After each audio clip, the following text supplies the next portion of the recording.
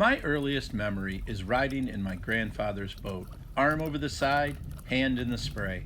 I've spent much of the rest of my life chasing this feeling. All of that has led to this, the wooden boat experience. Hey guys, welcome to the wooden boat experience. It is Thursday night, and this is late to be recording something like this, but you'll find out why in a minute.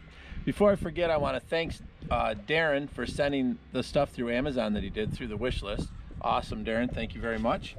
Thank you to the new patrons that joined on Patreon. That's an awesome thing. We're starting to build a Patreon community, which I really like. And patrons always hear about stuff first, which is kind of cool for them. And I am reading from my sheet right here because it's getting late and I'm getting tired, and it's been a long week. And got a lot done here, but there's just this time of year, it just seems like there's so much to do all the time. So I'm going to go over what we're going to do here on this video and why it's going to happen.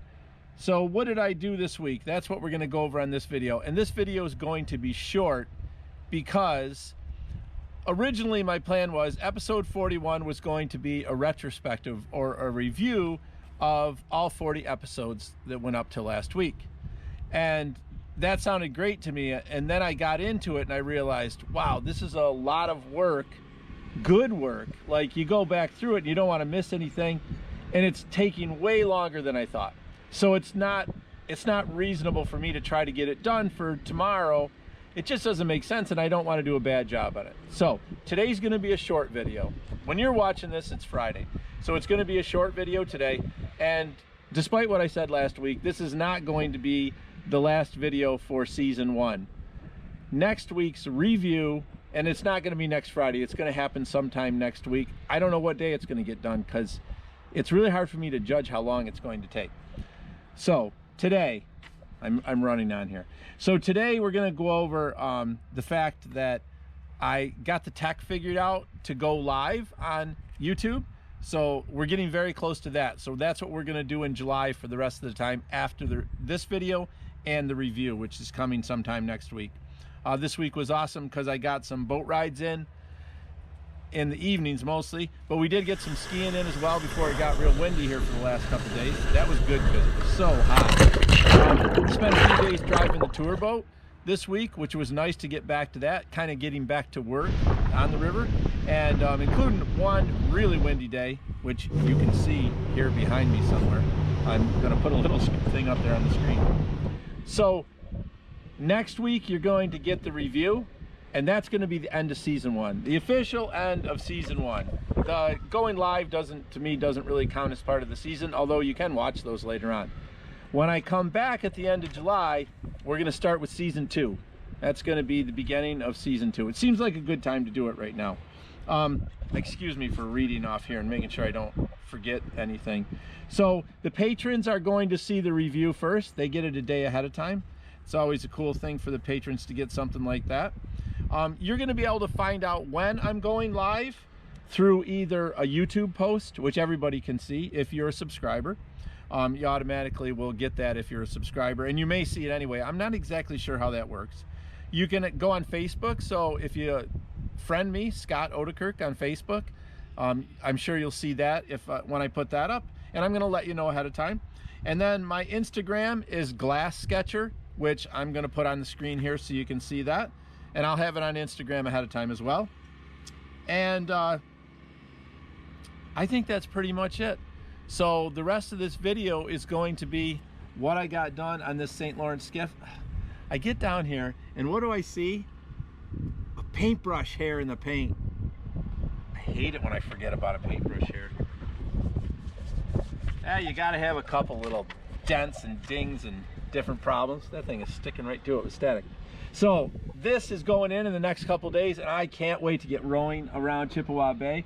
I'm gonna explain how I did the stripe, you know, what we did here. The inside isn't quite done, but it's just a little bit of varnishing, no big deal, compared to everything else that goes on around here.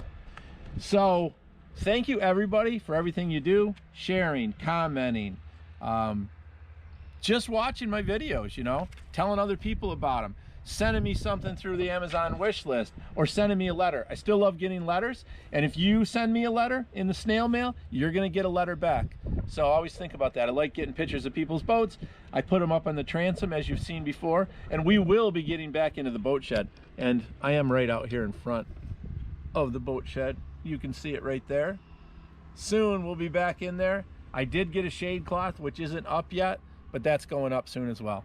All right, I've dragged on long enough. Let's watch what I did on the skiff this week.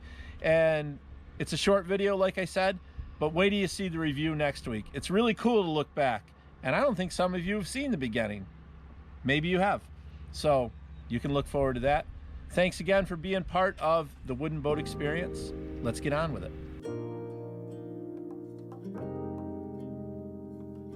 So here it is, 2-part epoxy primer. It's kind of an off-white color. I've got it mixed up, and now you have to let it sit for 30 minutes before you can paint it on. So I'll go check the clock, and while I'm doing that, I'm gonna vacuum out where all this stuff is falling down in these little cracks here. The hull looks really good. A little easier to see in here out of the sun. All faired and ready for primer. Can't wait to get this thing on the water.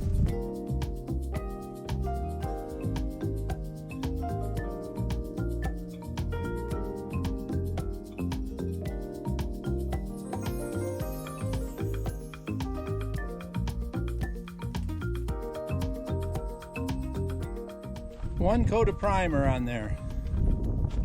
And that was a hard-fought battle that took me 3 times longer than I would have thought. That is not easy paint to work with. We were well within the temperature restrictions. I'm not sure what the story is on it, but I'm pretty good with paint, and that was giving me a really hard time. Well, we'll see if it sands okay. I'll be using regular 1-part top coat paint. Put 2 coats of that on when I do that next. And I'm hoping it goes better than this did.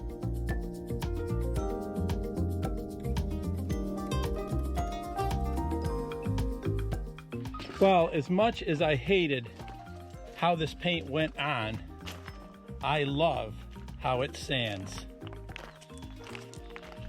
It just really sands easily. It looks great. It was only this morning when I put it on. Now granted, it's an ultimate drying condition because it's hot. And it's got just a little wind. The sun was on it. I actually pulled the tent away for the day. But boy, does this look nice.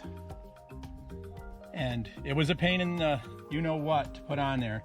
But the sanding was less than an hour to sand this off to get it to where I feel comfortable tomorrow putting the first coat of paint on it.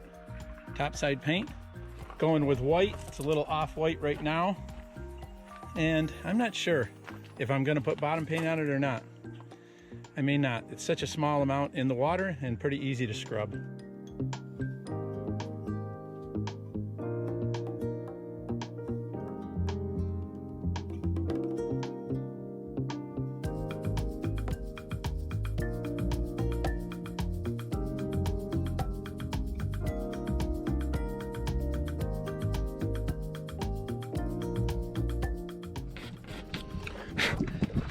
I got a little sloppy with the paint over the top of this varnish because I knew it didn't really matter because I needed to come back in here. I should have been a little less sloppy. But I needed to come back in here and really hit this whole thing with a razor blade anyway, and the sandpaper, just because there was curtains on here of dripping varnish. Not a lot, but a little bit. And it's always a good idea to really take a good look at something you're working on, and a good look can really be done while you're using a razor blade to scrape away this paint. There was quite a bit of varnish on here, so I'm not getting down to the wood in most of these spots except where it was damaged. So I'm just removing the top layer of varnish, sanding the varnish so it's ready to have new varnish put on top, getting rid of any roughness. Well, this is a little disappointing. I didn't notice this until I was getting this shear clamp down that there are mild steel screws in part of this. Somebody at some point got in here and changed out a few of these fasteners. You can see right here where there used to be a screw, and somebody actually filled that in, but that's stainless steel. This seems to be stainless steel. I think it looks yellowy, but it's, I think, because there's varnish on top of it. But in between, there's, maybe that loosened up at some point or something. But these are deck screws or sheetrock screws. These do not belong here.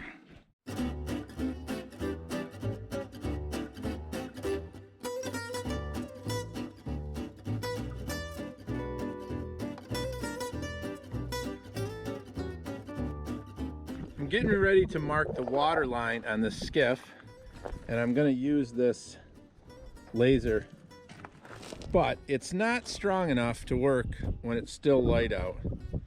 You can barely see the red line there, but if it gets a little bit darker, it's going to work just fine. And I'll get this marked with a pencil, and then tomorrow I will be putting the boot stripe on, because you want to put the boot stripe on first. You do not want to paint the boot stripe over the top of bottom paint. So boot stripe first, then bottom paint to the boot stripe or slightly over it.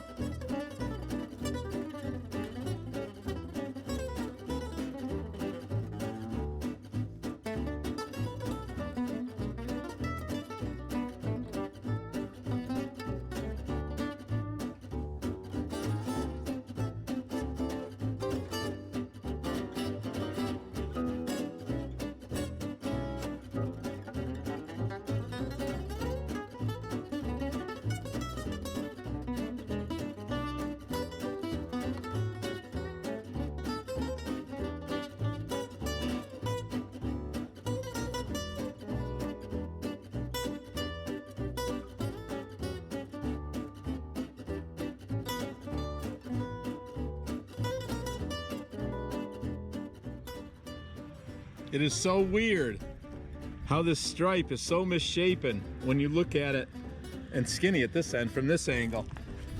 But then when you drop down, it's a beautiful straight line.